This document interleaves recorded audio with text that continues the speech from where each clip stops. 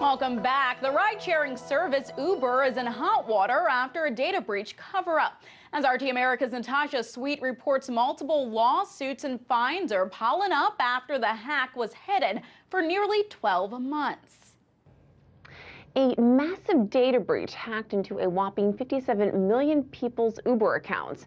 Well, these accounts include both riders and drivers all across the globe, and Uber kept the breach under wraps for nearly a year and reportedly paid hackers $100,000 to also keep it quiet.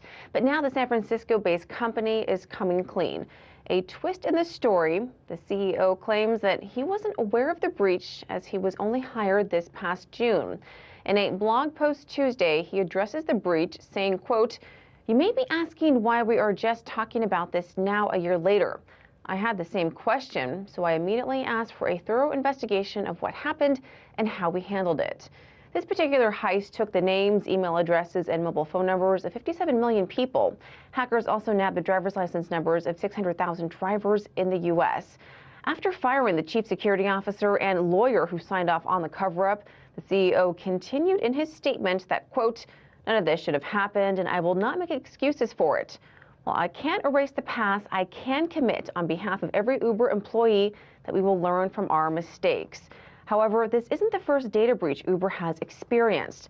The ride-sharing company just reached a $20,000 settlement last year with the New York Attorney General for another data breach it discovered back in 2014. This is bad news for Uber, and it comes on the tail of even more bad news for the company. In fact, the company's already been criticized for its reckless handling of customer data, and the fact that they refused to tell people that tens of thousands of driver's licenses, that all this personal data was floating around outside of its control, only reinforces the impression that people have that this is a company that doesn't care about what happens to its users' data. And the company hasn't just been under fire for the mishandling of its users' data. As you may recall, the California company ousted Travis Kalanick as CEO back in June.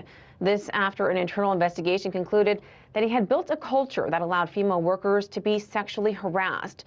Now, as the company works to fend off lawsuits, Uber will also have to once again explain itself to regulators and how they keep users' information private.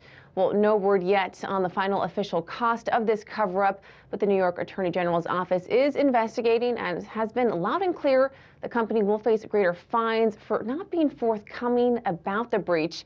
And in the meantime, affected Uber drivers will receive free credit monitoring. In Los Angeles, Natasha Sweatte, RT.